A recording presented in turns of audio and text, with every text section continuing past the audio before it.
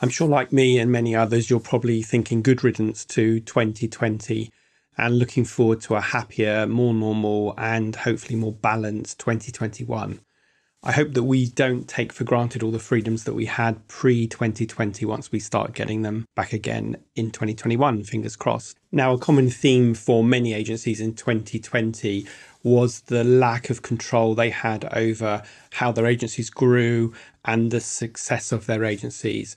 And of course, lack of control is one of the key factors that leads to stress, which explains why so many of us felt really burnt out at the end of 2020. So in today's episode of the Agency Accelerator podcast, I want to talk about two things. First of all, having a plan for the year. And secondly, putting a robust business development strategy in place so that you can get a consistent pipeline of leads, prospects, and new clients. And you don't have to rely on word of mouth and referrals. So that's what we're talking about today, and let's get on with the show. Accelerate your agency's profitable growth with tools, tips, and value-added interviews with your host, agency owner and coach, Rob DaCosta. Hey everyone, and welcome to episode 51 and season 2 of the Agency Accelerator podcast. Now, today is all about getting the year off on the right foot and starting to take back some control after a year where a lot of us have felt like we had very little control. And in order for you to take back control and have less stress and get a better work-life balance, there's really two key areas that you need to have in place. First of all is having a plan for your year and then breaking that down into bite-sized measurable chunks. And the second of all is having a really robust business development strategy in place so that you can deliver all of the goals that you've set in your plan. So let's start off by talking about having a plan for the year and then breaking it down into measurable objectives. Now, we all need a sense of where we're headed so that we can assess we're moving in the right direction. And having a plan that we are in control of means that we can control that trajectory rather than having external factors such as the economy and everything else dictated where we're headed. And I think most people get the idea of a plan, but it often falls short because all it is a finance plan for the year and maybe a sense of how many team members they need to deliver that finance plan. And that is not a business plan. So before we jump into the sort of details of what I think should be in your plan, let's just use this analogy, which is one you've probably heard me say before. And I always talk with my group coaching members about this as well. So let's imagine that your vision for the year is to get to the south of France. And you share that vision with your team if you have one. So everyone's excited about getting to the south of France. So that's your bigger picture vision for the year.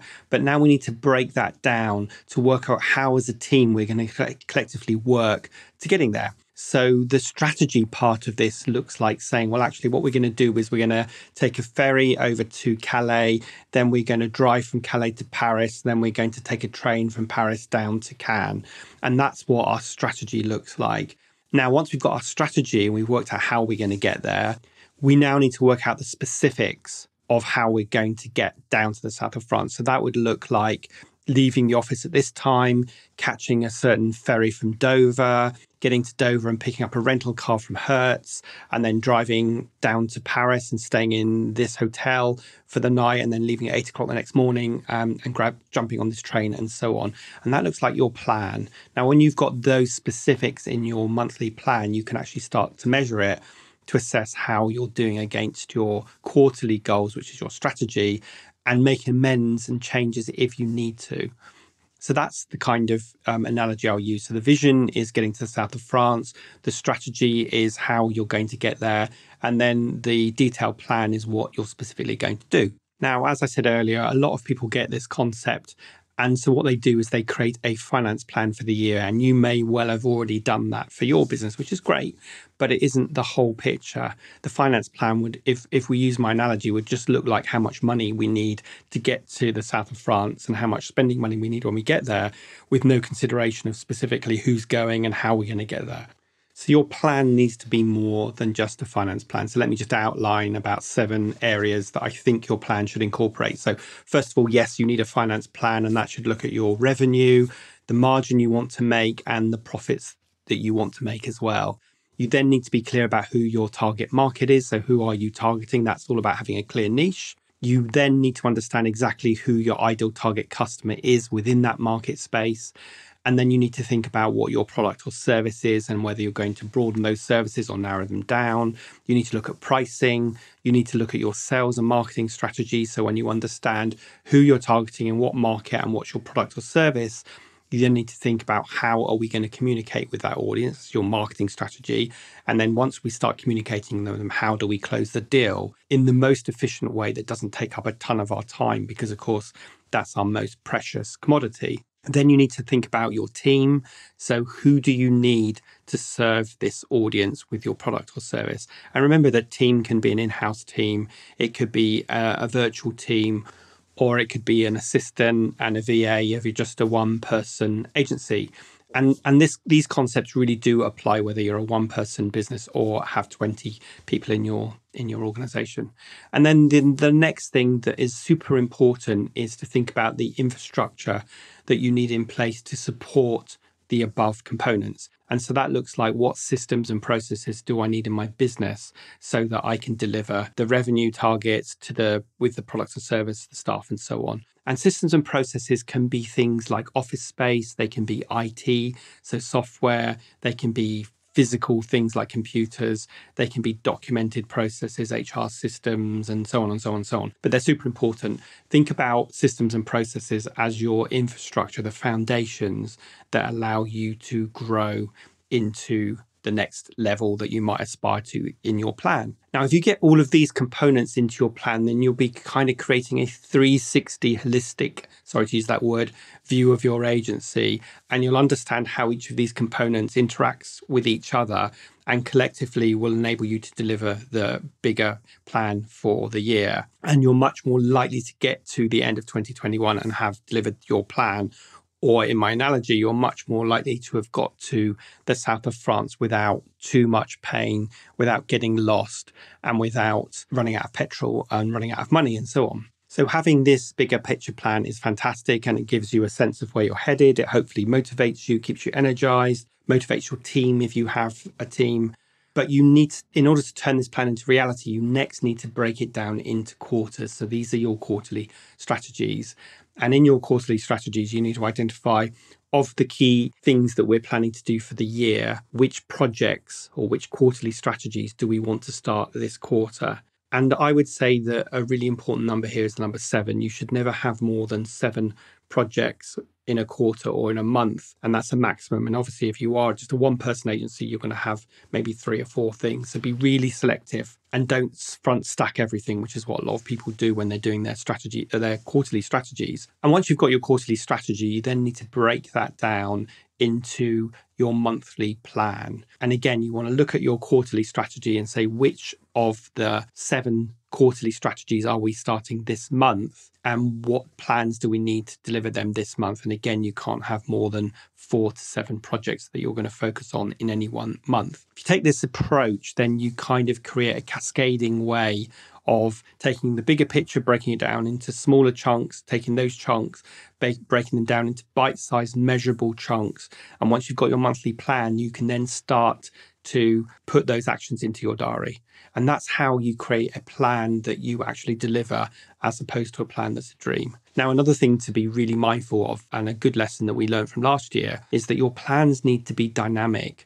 So because what you knew today, you didn't necessarily know yesterday. And of course, with the pandemic, that's extremely true. And it really makes that point very clear. So make sure that each month you are reviewing your monthly and quarterly plan, and then once a quarter you're reviewing the next quarter plus your yearly plan, and you're making changes based on what you know today. Don't be setting your plan in stone, and don't be thinking to yourself, I failed if I change the plan that I did at the beginning of the year, because you haven't failed. You've just been smart about reacting to market opportunities and changes in economies and all the things that we can't control that will have an impact on us. So that is my kind of 10-minute snapshot view of why it's really important to create a vision for your business to get everybody motivated and aligned, and then how to take your vision and break it down into strategies and then bite-sized, measurable monthly plans that means collectively together over the year, you will get to the south of France and you will deliver your plan. The second area that is super important and absolutely delivering this plan is completely contingent on is having a consistent pipeline of leads, of warm prospects, and then new customers.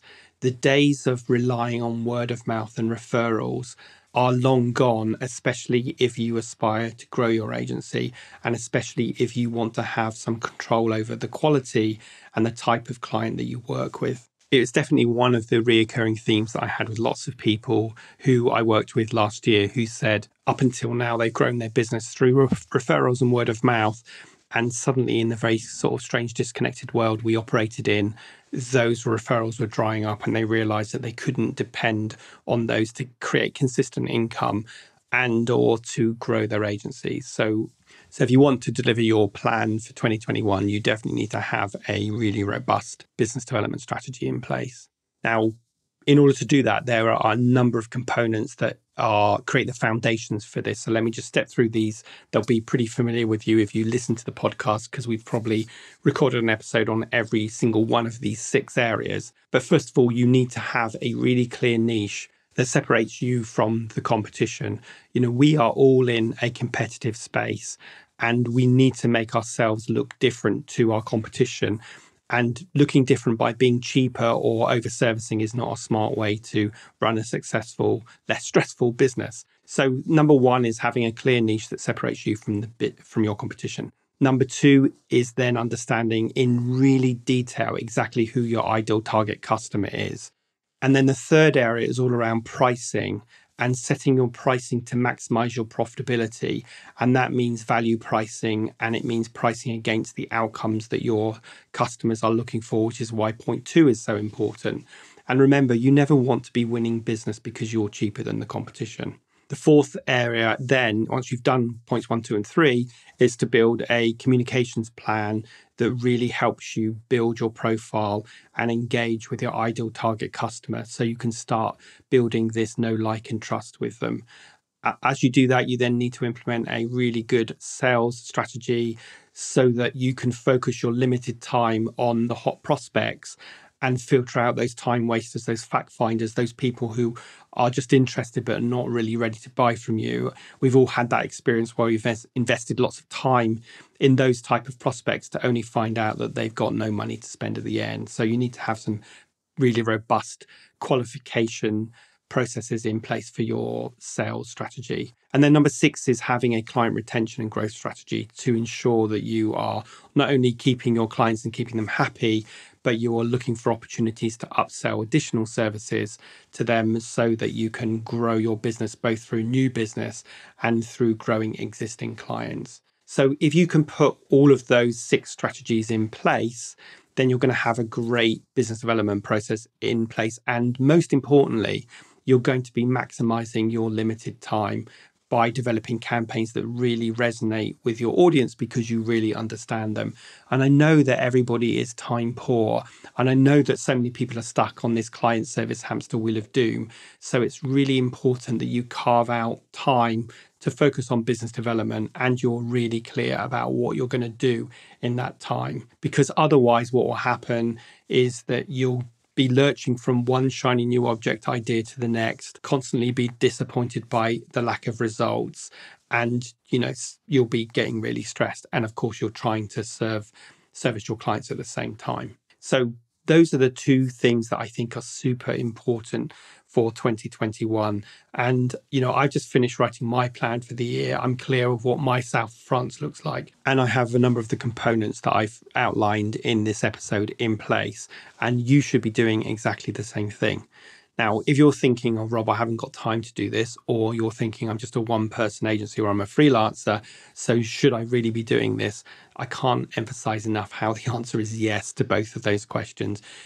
A really key point about this is that if you're clear about where you're headed, it will really motivate you and it will really focus you. And when times are tough, you can focus on the south of France as your destination. It will keep you on track. Because the alternative to this is just going with the flow, being stuck on the client service hamster wheel of doom, seeing what opportunities come along ending up in feast and famine and having not enough money to pay the bills, and perhaps ending in Skegness or Bognor Regis, no offence to either of those, instead of the south of France. So that's why having a plan and having a business development strategy are two of the most vital components for you in 2021. Okay, a short episode today, but I've made my point about the two really crucial areas that I think are super important for you and I to focus on as we grow our agencies in 2021, having a clear vision, turning it into a strategy and a monthly plan, and putting a really robust, repeatable business development process in place so that you can fill your pipeline with good quality leads, turn them into hot prospects, and then convert them into loyal customers. Now, in the show notes, I'm going to put a listing to a couple of freebie downloads that will help you with this. One is my ebook called Creating a Scalable and Sustainable Agency. And then if you want to know more about business development, then I have my brand new free masterclass webinar entitled 3 Strategies to Win New Clients for Your Agency in the Next 90 Days. And that is chocked full of loads of practical advice that you can start implementing in your agency that will give you some guidance on how to put your business development strategy in place. So I hope you found that episode useful.